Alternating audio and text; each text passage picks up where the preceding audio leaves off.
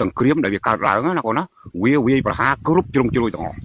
ទាំងយោធាទាំងនយោបាយទាំងសេដ្ឋកិច្ចទាំងវប្បធម៌ដូច្នេះហេតុអីបានជាយើងប្រុងប្រៀបរឿងខាងក្រោយប្រុងប្រៀបទប់ទល់នឹងចារកម្មព័ត៌មានក៏ព្រោះតែចារកម្មព័ត៌មាននេះវាត្រជាក់ទេណាវាត្រជាក់ទេណាកូនណាប៉ុន្តែវារុញឲ្យយើងបែកឯកភាពជាតិ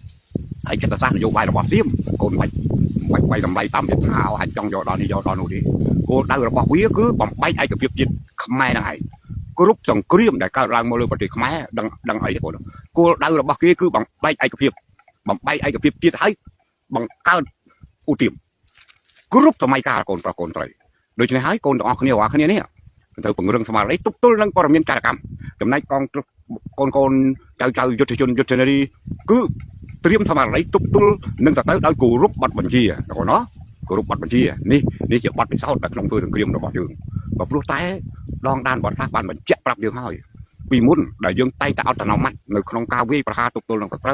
ដល់យើងមិនបានយកចិត្តទុកដាក់ពេលរឿងសច្ចានុម័តធ្វើឲ្យយើងវេទនាអាហ្នឹង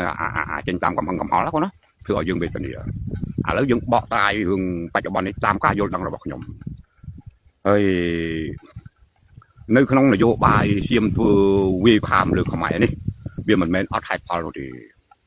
ខ្ញុំនិយាយមិញហើយថាគ្រប់សង្គ្រាមមួយទាំងខាងកើតទាំងខាងលិចគោលដៅចម្បងបំផុតគឺបង្កើតក្រុមឧទាម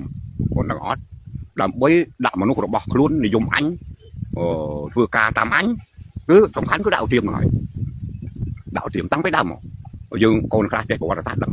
ស្ដេចខ្លះដែលសោយរាជនៅក្រុងលង្វែកក្រុងឧដុង្គក្រុងអីហ្នឹងវាសុទ្ធតែត្រូវការសៀមនោះបញ្ជូនខ្លះទឹកខ្លះអីមកបាំងដើម្បីអភិសេកឡើងសោយរាជចឹងដល់កូនទាំងតាហើយកូនអស់នេះកូនប្រាប់នឹងកូនមឿនសុទ្ធតែទទួលការអត់ថាក្រុងរាជយើងត្រូវការទទួលស្អីពីសៀមមកទៅប្រផាត់ត្រាធ្វើជាស្ដេចដឹកនាំបានដូចនេះកាលណាឡើងធ្វើជាស្ដេចខ្មែរហើយនយោបាយទាំងអស់ទៅបំរើសៀមវាអញ្ចឹងរឿងប្រវត្តិទឹកដីរបស់យើងដូច្នេះនៅពេលដែលមានរដ្ឋាភិបាលណាមួយរបស់ខ្មែរនេះមិនចាត់ទុកប្រទេសសៀមនឹងជាម៉ែជាឪទេសៀមនឹងប្រឹងគ្រប់វិធីដើម្បីឲ្យមានដឹកនាំមួយដែលមាននិយមសៀមនឹងទៅតែកាន់កាប់ប្រទេសខ្មែរម្ដងចុះហេតុអីបានវាមានហេតុផលអញ្ចឹងខ្ញុំនិយាយដដែលរឿងដែលសៀមនេះគាត់ធ្វើអញ្ចឹងខ្ញុំនិយាយតែពីសៀមមួយទេណាកូនណាមិនបាច់និយាយរៀលដាល់ដល់ផ្សេងទៀតកូនគង់នឹងយល់ណោះរឿងដែលសៀមវាធ្វើយ៉ាងនេះបានដោយសារអីដោយសារតែសៀមនេះវាបានត្រួតត្រាកាន់កាប់ទឹកដីខ្មែរទាំងពលរដ្ឋទាំងទឹកដីជាង30ខេត្តគឺវាច្រើនជាង30ខេត្តហើយទាំងពលរដ្ឋទាំងទឹកដីដូច្នេះនៅក្នុងគោលការណ៍របស់សៀមគិតថាប្រសិនណាបើរដ្ឋាភិបាលខ្មែរកណ្ដាលនេះមិននិយមវានោះហើយថ្ងៃណាមួយអូយខ្មែរកណ្ដាលវារីកចម្រើននេះតិចទៅវាមកឲ្យធ្វើនយោបាយយកខេត្តដែលអញកាត់យកពីវានោះវិញទៅដូចនេះវាដេកយកសពឃើញអាហ្នឹងគ្រប់នាទីទោះបីស៊ីបាយឲ្យនឹកឃើញក៏មិនឆ្ងាញ់ដែរកពុទ្ធការរបូតខេត្តមកវិញទោះបីថាវាមិនអាចរបូតតែវាដេកយកសពអញ្ចឹងហើយនេះហើយដែលបរទេសសង្ខាងតែងទាញយកអធិពលទៅលើអ្នកដឹកនាំជាតិខ្មែរនេះមិនឲ្យឯករាជ្យទៅបានទាំងហ្នឹងហើយដែលវាចិញ្ចឹមចារកម្មធ្វើឲ្យខ្មែរកណ្ដាលនេះមិនអាចបរិសុទ្ធបានទេនេះខ្ញុំនិយាយពីជំរឿនយោបាយខាងក្នុងណាបងណានយោបាយខាងក្នុងខ្ញុំនិយាយបានព្រោះសៀមធ្លាប់ទិញខ្ញុំហើយមិនដែរនិយាយជាសាធារណៈហើយមិនចង់និយាយអញ្ចឹងគឺចង់ឲ្យកូនយល់អំពីដងដាននៃប្រវត្តិសាស្ត្រហើយរឿងមួយទៀតដែលកូនត្រូវចងចាំចំនួនខ្មែរដែលកើតជាង20ឆ្នាំមកអំពីអធិពលសច្ចានុម័តទន្ទឹមនឹងអាក្នុង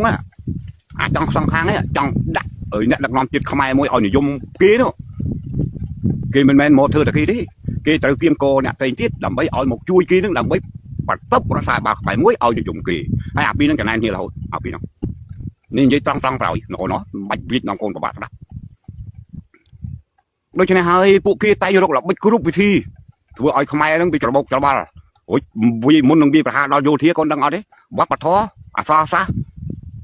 នយោបាយសេដ្ឋកិច្ចចុងក្រោយបានយោធាណាកូនណាអញ្ចឹងហើយបានប្រមាណក៏ខែចុងក្រោយខ្ញុំប្រតិកម្មណាស់រឿងនយោបាយវប្បធម៌និងសេដ្ឋកិច្ចមកជ្រុំប្រាប់កូនរហូតកូនខឹងកូនសម្បាតែកូនអត់ដឹងថាវិធីឆ្លៀនពៀនរបស់គេផ្ដួលយើងបានគឺផ្ដួលពីមួយវប្បធម៌អក្សរសាស្ត្រជាមួយគ្នានេះសាសនាប្រពៃណីនឹងវាជាមួយគ្នានេះយើងនិយាយតែវប្បធម៌មួយម៉ាត់គឺបានគ្រប់ជ្រុងជ្រោយទី2មកសេដ្ឋកិច្ចទី3នយោបាយលើឆាកអន្តរជាតិមិនឃើញសៀមខំយកនយោបាយលើឆាកអន្តរជាតិផ្លេចគ្រប់រឿងទេអាហ្នឹងឯងគេថាសង្គ្រាមព័ត៌មានសង្គ្រាមហើយនយោបាយដូចនេះកូន កូនទាំងអស់គ្នាមិញខ្ញុំឃើញកូនណាថាឲ្យជួយជាតិយ៉ាងម៉េចកូនមិនតាន់ទៅជាតបកូនជួយទប់ទល់នឹងព័ត៌មានចារកម្មកូនណាដើម្បីកុំឲ្យពលរដ្ឋរបស់យើងភិតភ័យព្រោះក្នុងពេលនេះបើកាលណាយើងផ្សាយព័ត៌មានណាមួយមិនពិតប៉ះពាល់ដល់ពលរដ្ឋយើងគិតតែភ័យទៅទៀតដូចនេះអសន្តិសុខសង្គមវានឹងកើតមានឡើងនៅដល់ក្នុងប្រវត្តិវាអាចនិយាយដល់រឿងហ្នឹងណាកូនណាព្រោះរឿងហ្នឹងដូច្នេះនៅពេលដែលយើងមិនដល់ទៅវាធ្វើឲ្យប្រទេសជាតិយើងធ្លាក់ចូលទៅក្នុងភ្នក់សង្គ្រាមមែនទែនដូចជាមុននឹងផ្ដួលសម្ដេចនរោត្តមសីហនុមានការបន្ទុកស្រាយខាងការទូតខាងព័ត៌មានដូចតាថ្ងៃដូចតែគ្នានោះនៅពេលដែលយើងមិនអាចទប់ទល់នឹងចារកម្មព័ត៌មានបាច់បុកមកលើយើងខ្លាំងប្រទេសគេនោះដែលគេមាននយោបាយសេដ្ឋកិច្ចយោធាធំជាងយើងនោះគេងាយនឹងទៅអន្តងមហាអំណាចមួយទៀតកំពុះតែលើលោកនេះយកលើកូនថាយុទ្ធធរវាប្រកាសហើយប៉ុន្តែមិនទាន់បានយុទ្ធធរទៅលើប្រទេសមួយណាទាំងស្រុងទេវាតែងតែរមៀលទៅតាមផលប្រយោជន៍អញ្ចឹងហើយដោយសារតែយើងចាញ់នយោបាយនោះឯងបានជាយើងទៅបរទេសវាយប្រហារដើម្បីបដូររបបនយោបាយដាក់បុគ្គលថ្មីមួយទៀតដែលនិយមទៅគេហើយពេលនោះលេចធ្លោគឺសហរដ្ឋអាមេរិកហើយណាកូនណាសហរដ្ឋអាមេរិកហើយនៅពេលដែលយើងប្រកាន់ចំហដាច់ខាតជាមួយសហរដ្ឋអាមេរិកទេនៅក្នុងតំបន់អាស៊ីទៅរហូតណាមួយនិយមអញឲ្យធ្វើជាស្ដេចនៅខ្មែរហ្នឹងហើយបានវាមានរដ្ឋបហាកើតឡើងកូនណាមានរដ្ឋបហាកើតឡើងមួយខាងនិយមអាមេរិកមួយខាងនិយមចិនតែប្រទេសជិតខាងទេជាអ្នកនាំភ្លើងនឹងមកព្រោះប្រទេសជិតខាងគេឆ្លាតចិននៅឆ្ងាយម្លងលាវទៀតបានចូលដល់ខ្មែរដូចនេះជាប់របងគឺគេបំលែងកិច្ចការហ្នឹងទៅបំរើផលប្រយោជន៍គេដដែលដើម្បីអាមេរិកនៅឆ្ងាយទុកស្ថានទូតអីនានាអញ្ចឹងមកក៏អត់អាចគ្រប់គ្រងដល់បានទេ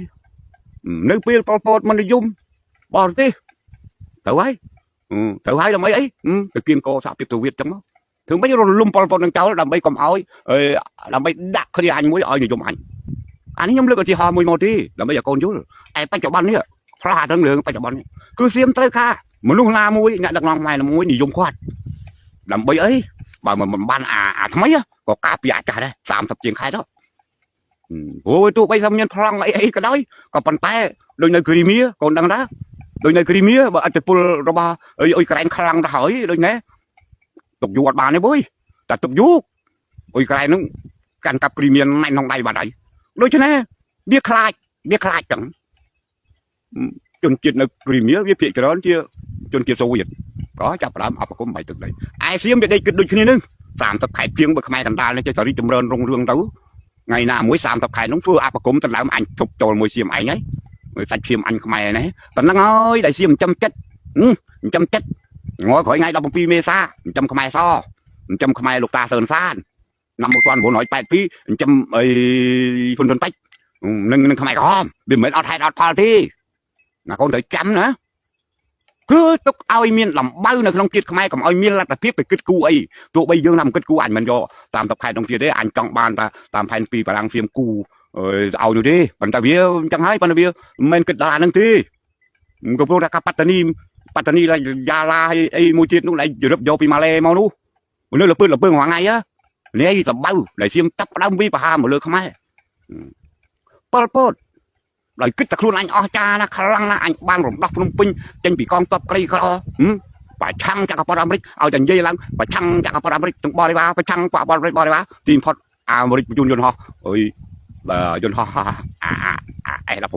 មកក៏តិចរោងចក្រពេញកាតលើកទ័ពពីថៃមកវាយងាប់ទ័ពយើងអស់កគុកនៅកោះតាដល់យកមាននិយាយមកយីគេមួយធ្វើជានុយពេលនោះខ្ញុំនឹកថាងាប់បាត់ហើយនៅលើកោះយន្តហោះ352គ្រឿងមកអូយើងធ្វើម៉េចម៉ាន់ដៅកបី10ចូលអាលងខែចែកចេញទឹក352ហោះចងាងមកបណ្ដោយប៉ុន្តែគាត់អត់តម្លាក់តា S16 គាត់ទឹករោងចក្រពេញកាតឲ្យហួសទៅតម្លាក់នៅសៀមរាបទៀតងាប់ក៏មកអស់20ឲ្យសៀមរាបទៀតវាអញ្ចឹងតែចាក់ភាពពិតវាអញ្ចឹងបើកូនអត់បានដឹងដងដានបើថាអាមេរិកតាមគេប្រជាធិបតេយ្យប៉ុណ្ណានេះក៏មិនមែនគេធ្វើតែប្រេះប្រាស់អត់មានរឿងប្រេះប្រាស់ទេខ្ទេចមួយទៅធ្វើអីគាត់ហើយងាកមកក្នុងរងថ្ងៃដែលយើងកំពុងតែខ្វល់ខ្វាយនេះហើយមានអ្នកខ្លះបន្ទោសរដ្ឋាភិបាលវាមិនព្រមតដៃវាមិនព្រមធ្វើអាម៉េចកូនក្តៅកាហាយក្នុងចិត្តខាងណាកូនក្តៅកាហាយវាត្រូវហើយប៉ុន្តែខ្ញុំរៀបរាប់ប្រវត្តិសាស្ត្រមិញហ្នឹងវាជាឲ្យកាហាយកឲ្យកូនអត់ទ្រាំកូនប្រែភាពឈឺចាប់របស់កូនទាំងអស់គ្នាហ្នឹងទៅជាប្រឹងព្រៀបទប់ទល់នឹងការកម្មព័ត៌មាន